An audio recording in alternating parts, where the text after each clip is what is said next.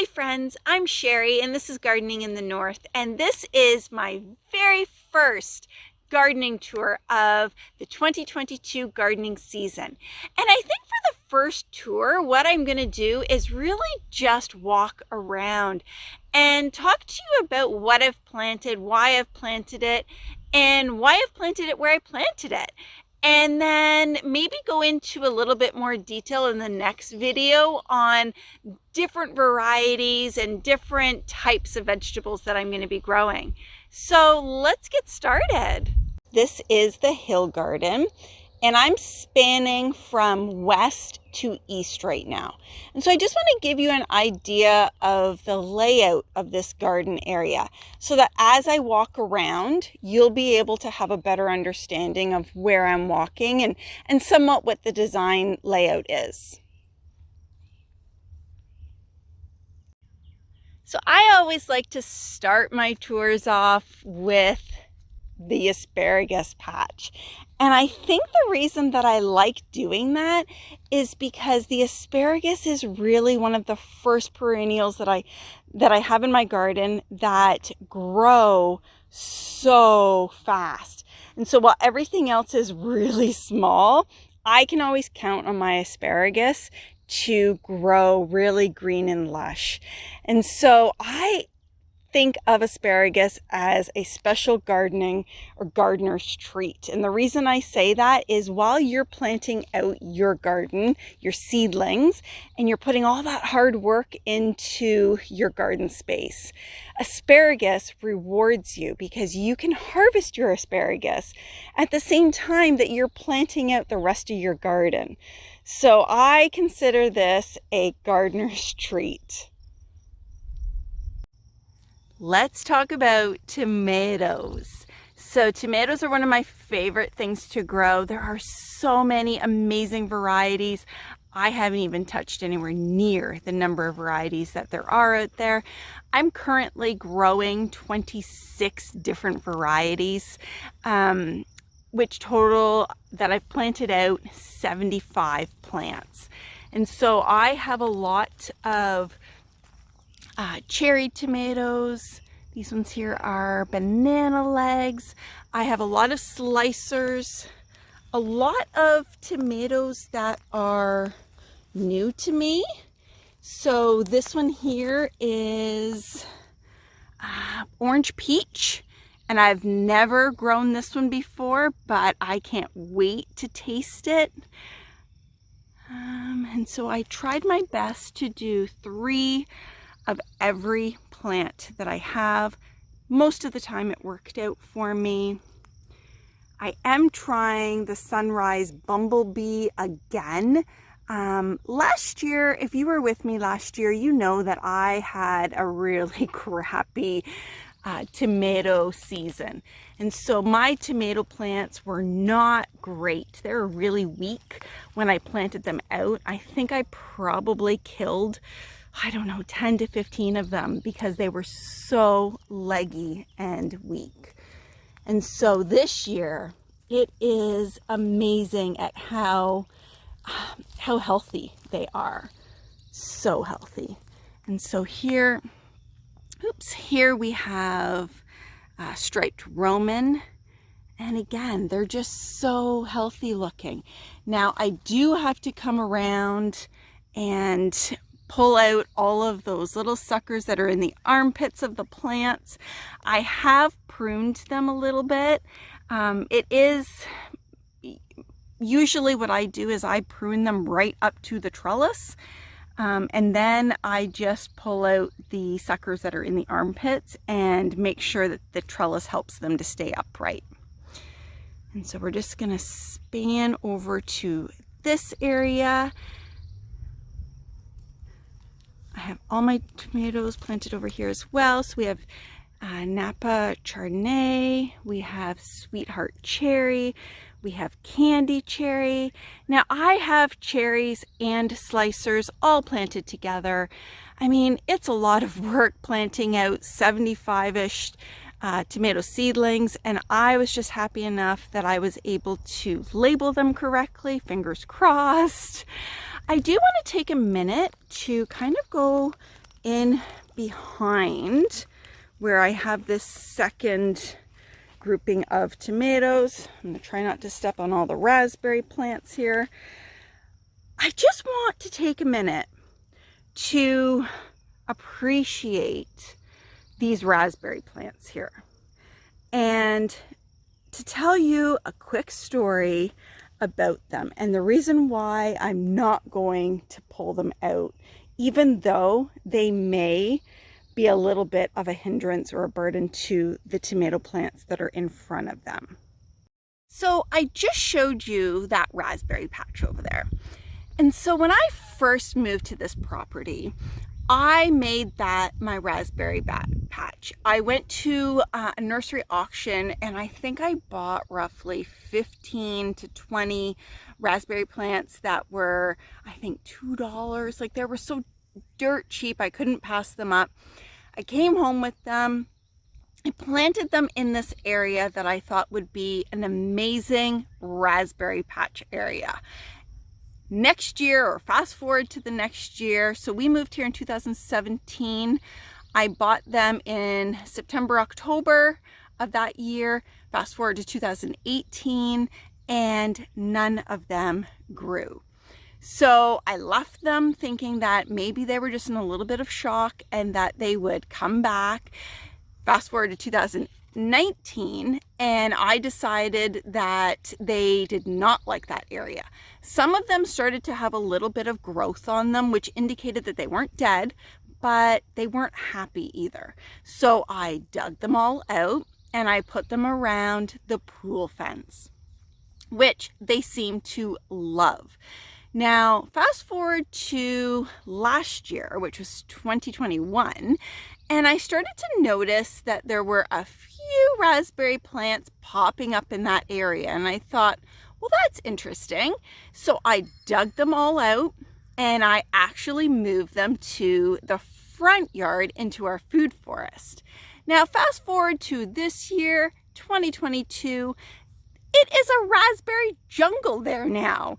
And so not only is it like a jungle of plants, but there are berries on those plants. And so I am ecstatic because for a couple dollars per plant a few years ago at an auction, I now have this gorgeous raspberry patch here.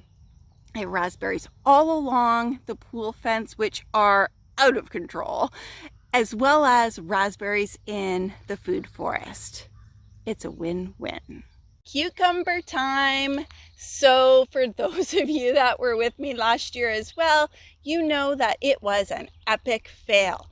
It was worse than the tomatoes.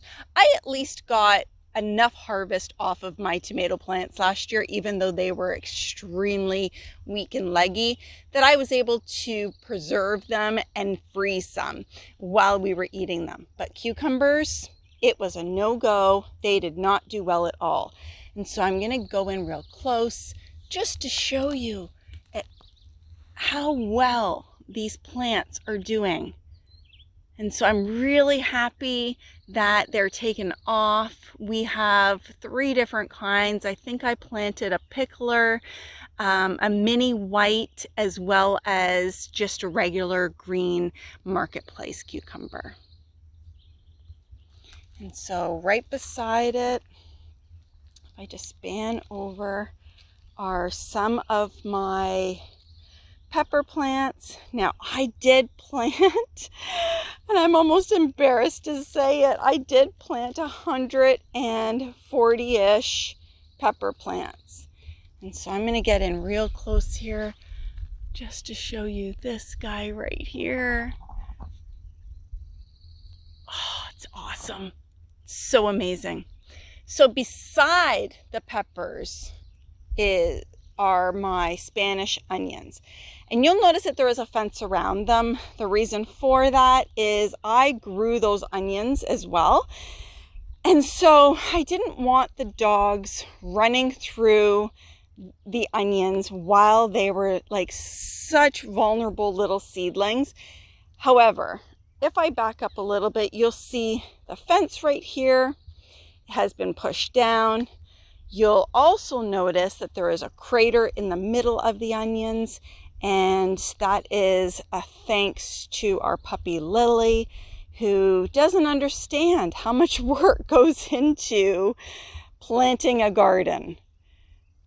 And so these onions here have had 2 haircuts already, and the ones that she didn't dig up are doing amazing. And so right in front, or right beside those, I have my sweet potatoes. I decided to do sweet potatoes in buckets this year. I haven't done potatoes in buckets before, but I am not the type of person that wants to dig through a garden bed or an in-ground bed digging for potatoes. Now, I did try the root stout method last year for regular potatoes. However, I was a couple weeks late in harvesting them, and I'm not sure if the mice or moles or whatever got into them, but a lot of them already had bites taken out of them, and they were already taste tested. And so right beside them, we have our ground cherries, which already have some ground cherries on them. Little lanterns here. So that is very exciting. And there it is there. And then in this bucket here, we have a tiny, I think it's called a tiny Tom tomato. I'm gonna have to check that. Of course, you know, when you're planting everything out, you say to yourself, oh, I'll remember what I planted there. And then literally the next day you're like, what is the name of that again? That's my world right now. So the things that I haven't grown before, or the things that are, you know, fairly new to me, I don't remember what they are. So right here, I have 3 sunflowers, and the reason that I planted the sunflowers up here is just to add a little bit of dimension to the gardening design. And so in front of these sunflowers are a lot of my peppers. And so I have planted my peppers fairly close together.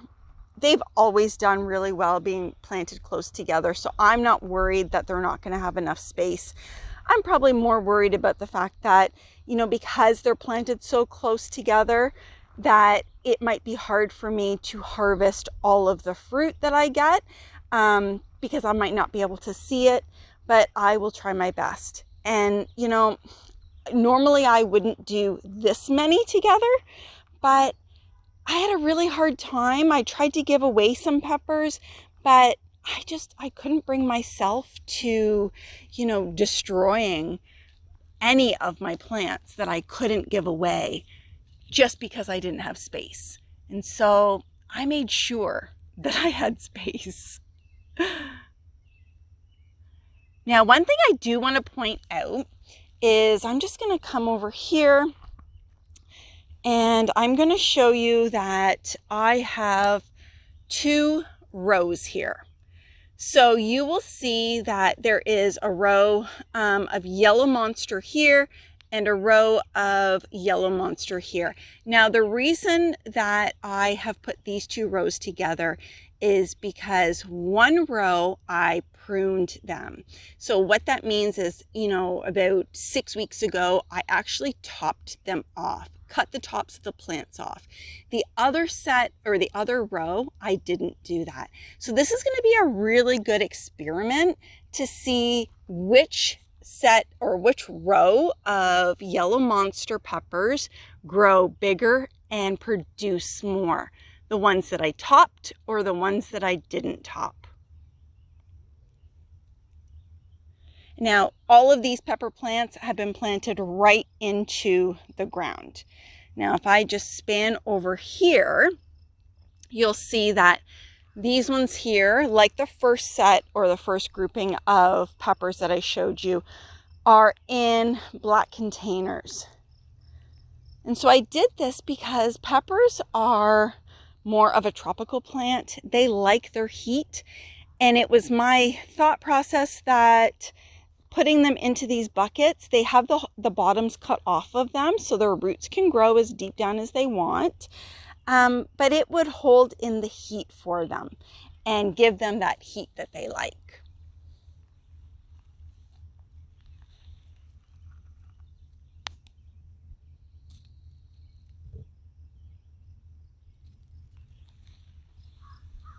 And so next to the peppers, we have acorn squash. Oh gosh, I just noticed, and again, like I mentioned, I haven't been out here for a few days. Look at this. This is my first squash of the season that I've noticed anyways. Oh, look. We have another one, a little baby one in there. So exciting. And of course, Juliet's, another favorite of mine. They are so prolific, which is one of the reasons I love them. I use the Juliet tomatoes for my sun-dried tomatoes. I use them in my salads. They're just so versatile. I make soups out of them. Like sometimes they are as large as a salad tomato. Amazing. And then we have blueberries here. And then if you look through the trellising system here, I have another patch of onions. So let's take a look over there and see what disaster Lily has made of this garden. So this is the other 2 rows of tomatoes. And again, I just wanted to span to the south this time. The first span that I gave you of the garden was from the south. I was standing south and I went west to east. Now I'm standing in the north end of the garden and I just did east to west. And so what do we have here? We have blue cream berries tomato. We have pink ox heart. And again, they're doing so good. I'm so excited. Okay, we have another pink ox heart. We have Kellogg's breakfast. We have mortgage lifter. This here is a combination of Spanish onions and red onions. So I planted all of my yellow and white Spanish onions up in that first onion patch. I put the rest here. I think it's all along this area here. Maybe half of the bed are Spanish, and then over here were the red. Now, I don't know if you can tell by looking at this, but there are some other plants in here. And so if I span over here, you can see that there is a little bit of evidence right here that somebody also got into this garden. And so what I've done is I've utilized the space. So if the onions aren't going to grow there, why not try Brussels sprouts? Last year, I planted 6 little Brussels sprout plants and the rabbits ate every single one of them within a day. So this year I of course went overboard because why would I only grow 6 again? And I grew 40 of them. And so I didn't know where to put these either. So thank you, Lily, for ripping up some of the onions because I probably had too many of them anyways. And so now I have Brussels sprouts and onions in the old Ruth Stout potato bed. So let's take a look at what is going on with the waist-high raised beds. And so I know I said this last year, and I may have said this already in another video, but these beds are my absolute favorite. They are so easy to plant in. My back doesn't hurt when I'm planting in them. I find that, because they're raised beds, I'm not hitting rocks and stones every time I plant in them. So the whole process is super easy. And so let's take a look and see all the greatness that is planted in here. So I have onions planted in the front here. Now they do need a haircut. I have not given them a haircut, but they didn't need it. Up until like 5 or 6 days ago, they really didn't need it. And so, like I said, we had rain for 3 days and everything has gone gangbusters.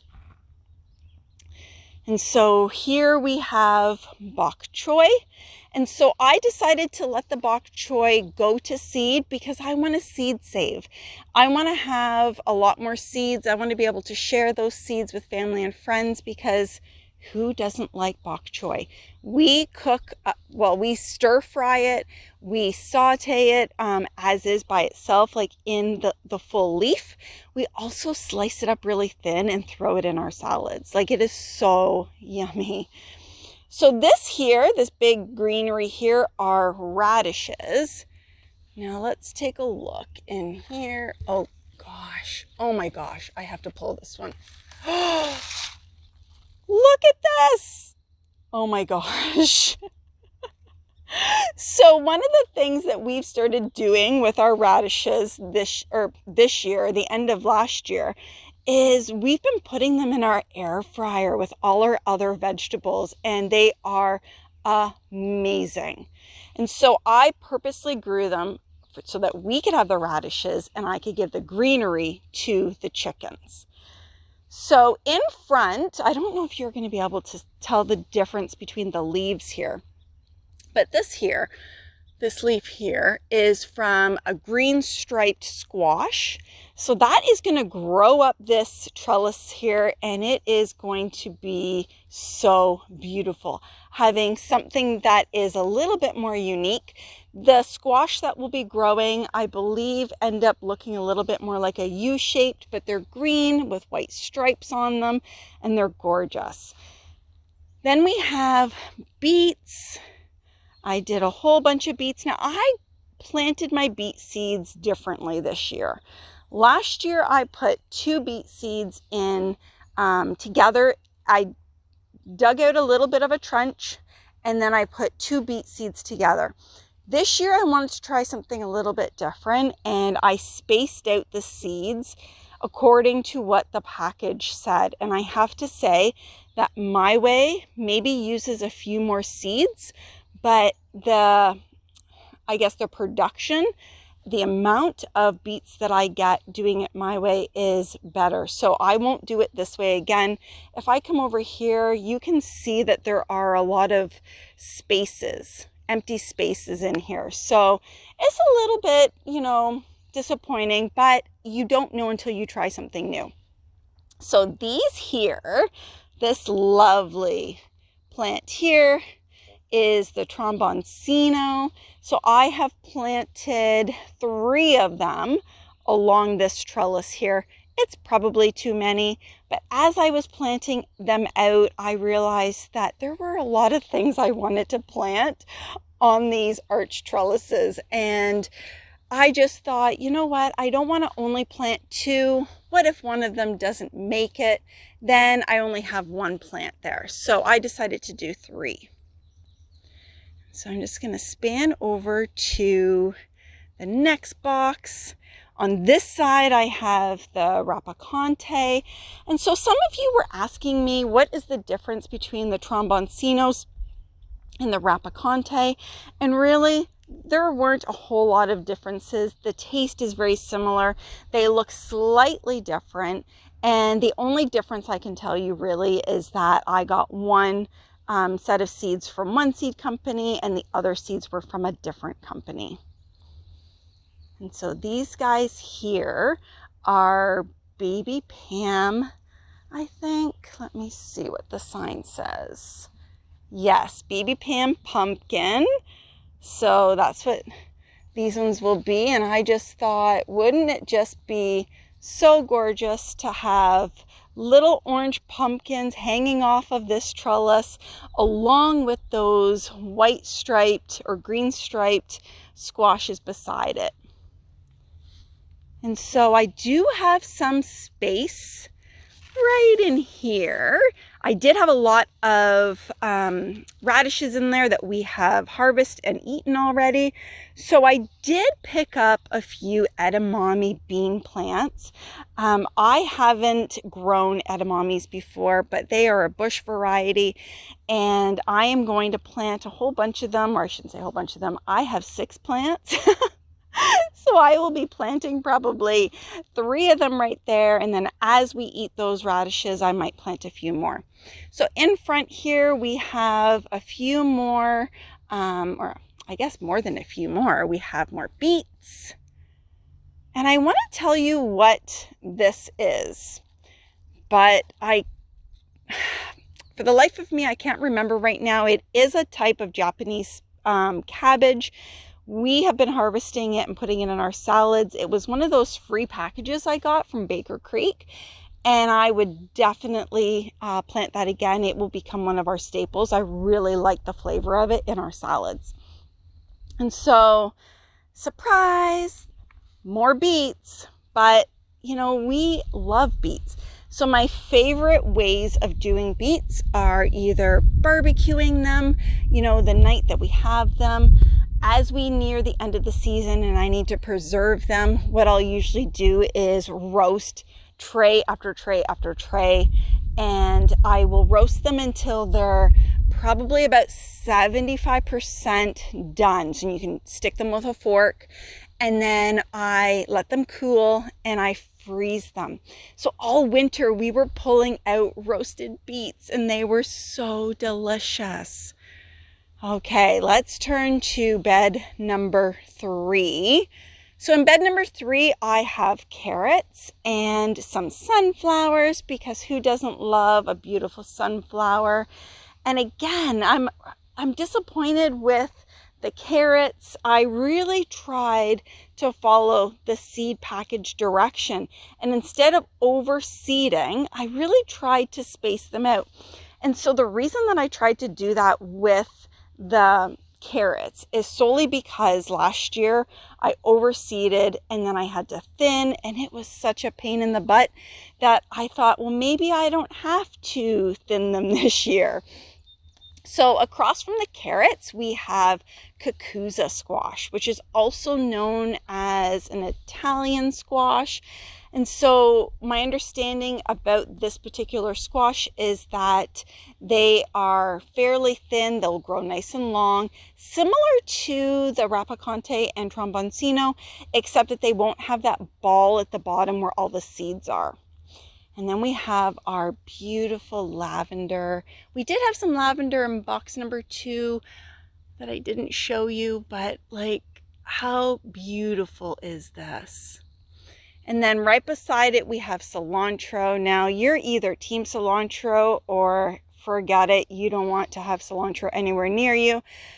I don't like cooking with cilantro. The smell of it alone, I'm not sure what it is. It gives me, anytime I've had something with cilantro in it at a restaurant, I feel like it has fridge burn, freezer burn in it. And so I've heard that from other people as well, that you either love cilantro or hate it. The reason that I'm growing it is I plan on drying it and putting it in my chicken coop, because it will make the chicken coop smell fresh. And so here we have some kale. And then, of course, we have more carrots. Now, as I stand here, I wonder if you can see the difference. All of these carrots, how high they are, how bushy they look. And then in the back there, you can see how sparse they are. It's really weird. Now, I am noticing that way at the end there, I have a sign that says beets. I've obviously put that in the wrong area. They are not beets, they're carrots. And so I'm just going to come over here. Now, I'm trying to remember. Oh, there is a sign in there. Okay, so these ones here are buttercup. And so buttercup squash are my favorite squash. And every year I try to grow a ton of them. I just love cooking them and then freezing them and having them in the winter season when you know, I've already cooked it. All I have to do is warm it up and add it as a side to our dinner. So butternuts or buttercup squash are my favorite. And so we'll just turn over here. This bed looks a little bit more sparse. We have the rest of our red onions. We have some Brussels sprouts. And then we have Kajari melon. Now the Kajari melon is not growing as fast as, you know, its friends. So the rest of the squash are growing much faster than the Kajari melon. But, you know, my understanding is that melons here in Ontario seem to be quite hard to grow. They are very finicky. Like, you know, once you've touched their roots or moved their roots around, it really upsets them and stunts them. And so I hope that, you know, just planting them out didn't cause me not to have any melon this year. And so on the end here we have a little bit of parsley, no, not parsley, basil. A little bit of basil. I knew it would come to me. And then here we have more carrots and more beets. Now you might be wondering why I planted so many carrots and beets in these waist-high raised beds. And the reason for it is we have rabbits here. And I had a couple years ago, might have been 2019, where I didn't get a single beet because of the rabbits. And I mean, last year I didn't get any Brussels sprouts. So I am taking precautions this year. And so on this side of the trellis, I also have buttercup because again, it is my favorite. Okay, so friends, we are going to, and there's our bees down there, and I am, you know, happy to say that one of the hives survived. We are picking up a nuke in a couple weeks. The meaner hive did not survive. The one that attacked the dogs and I last year. And so over here across the property is where we have the original raised bed. So let's take a walk over there. So just to give you a bit of a scan of the layout of this, for those of you that are new to my channel, when we moved here, this area here consisted of 5 small raised beds. We have added 4 more since then, as well as we've added all the wood chips all the way around. And I have added additional wood chips at the end over here so that various plants, various vining plants that I put into this bed here can actually grow out onto the wood chips. That way that just keeps them a bit safe. But again, please don't judge all the weeds. I really do need to come out here and start pulling the weeds and laying down some more wood chips just to prevent them. And so let's take a look to see what we have in here. So this box here is, I want to say it's going to be a bit of a surprise on the squash that I've planted. However, it's not. I have it all written down inside. I forgot to grab that when I came out. So we're just going to take a peek and I'll tell you what I do know, what I see.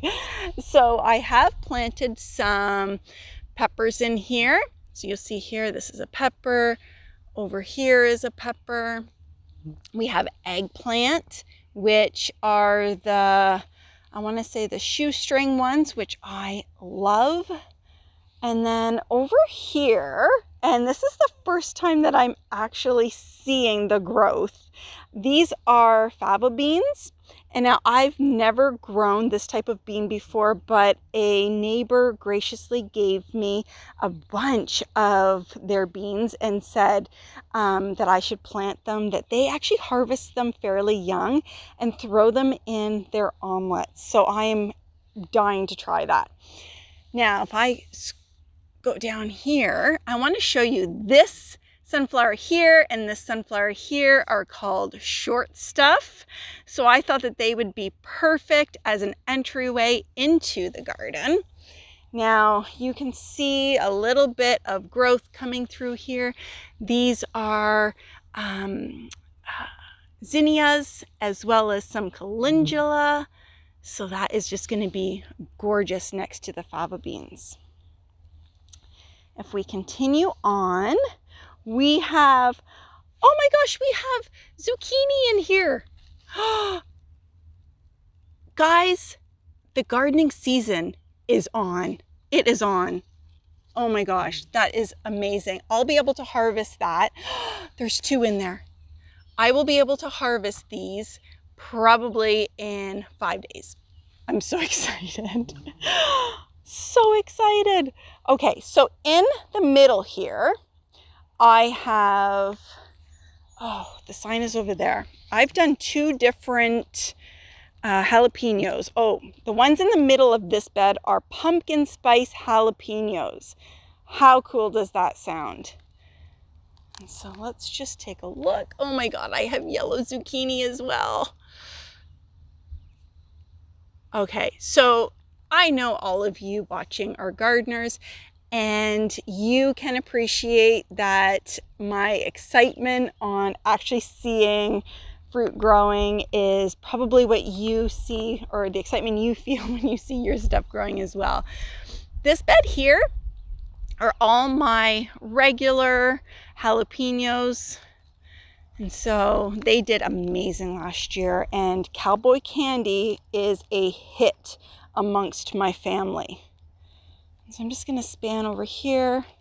We have 3 tomato plants over there. I couldn't fit them in anywhere else. And to be completely honest, when I pruned all the other tomato plants, I forgot I had them there. And so they are looking lush. Like I don't even know if the camera is showing like how beautiful these plants are. These 3 plants are doing better than the ones up in the hill garden. Crazy. So I'm just going to span back here. Here we have some chamomile. We have some more lavender. I did plant some sunflowers in the middle here. And this is really interesting. So this sunflower here actually had the head cut off or bitten off. So the rabbits got into here and they actually bit the heads off of both of these sunflowers. But the interesting part about this is that they're growing 2 new heads. That's really interesting. I haven't seen that before. Usually when their heads get bitten off and eaten, they just die and nothing happens. Oh, and in fact, here is an example of that. So this was another one. I think this was a Mongolian giant, maybe. I think it was. And it had its head bitten off, and it is gonzo. And so here we have some more squash. And I just want to take a look at this squash plant here and to really appreciate all of the flowers that are going to be opening up in there.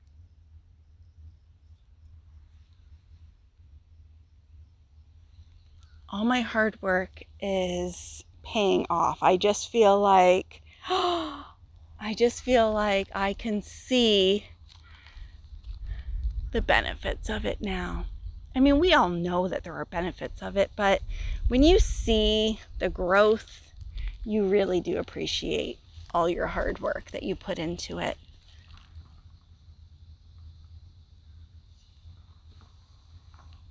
And so over here we have some red onions, which also have not had a haircut. And I want to point out these that are growing. These tomato plants, which I did not plant here. They are volunteer, and I have decided that I'm going to let them grow there because I want to see what kind of tomato plant was, had the desire to grow amongst the onions. So So we'll just take another look here at these squash plants that are just going to crawl over the beds and out onto the wood chips. And so let's take a quick minute to head up to the pool fence, take a look at the garlic and some of the other tomato plants that I've planted. And here's a little look over here where we're heading. And so here's a look at some of my garlic. It's going strong. Some more river rock that we have to put around the pool still. You know, because when you first get it done, it kind of sinks down and then you just want to add more to it. So we're going to be working on that this year as well. And so I just want to make sure as I'm looking through the camera, making sure that I show you what I want to show you, that I don't step in any dog poop that we didn't find or pick up. For those of you with dogs, you know exactly what I'm talking about. The last thing you want when you're walking in flip-flops is to step in dog poo. And so in front here, you'll see that I planted, or not here, but here and up here, planted some zucchini rounds. Now, this is what I was talking about earlier in regards to the raspberries. And so raspberries are popping up everywhere. I pulled out so many raspberries from over here just to tame this area down. And it is crazy. We got a lot of raspberries last year, but nothing close to this. Like, I can't even believe how many are here. Like, how many flowers I see. It's just amazing. So we will definitely be harvesting and eating while we harvest, and then freezing so that we can make smoothies, throw them on our cereal in the morning, whatever, use them, and just know that they are, you know, from our garden. And so in the back here, we have some more tomatoes. And again, I shouldn't say again because I didn't tell you this yet, but all of the tomatoes that I have along this pool fence here were extras. They were extras that I couldn't find anyone to take because their gardens were already full. And so I just planted them out. I didn't have markers for them, and I just made the decision not to make any more markers for them. So what I did here is I grabbed some of those raspberry plants that were in the way where I wanted to plant my tomatoes, and I just stuck them in there, and they are doing amazing. And so here in the back, we have another ground cherry. And then in the front, I believe it's acorn, if I remember correctly. But the next time I do the tour, I will bring out my garden map that I have. It's 3 pages wide for each space, and I'll be able to show you that. So all along here, you can't see it yet, but I planted more faba beans. They just haven't popped up yet. Actually, that's not true. I was planning on planting fava beans here. What I did plant here was white pumpkin. So my daughter went to a lilac fair and came across a seed stand, and she just knows how crazy I am about different seeds. And she grabbed me some white pumpkin seeds, which I planted there. So here's a look from this location. I'm south of the raised bed garden. There are a few spaces that I didn't get to show you today, mainly because I think that the video that I just did is going to be long enough. One, I don't know if you have the time to sit around and watch my garden, but mainly the reason is that I live in the country, and in the country, you know, our internet isn't the greatest. And so sometimes if the video is too long, it will time out and it won't upload for me. And I have to try numerous times. But in the meantime, while you're waiting for that next garden tour, if you want to know more about this plant behind me, comfrey, then you should be clicking on this video here. Thanks for spending time with me.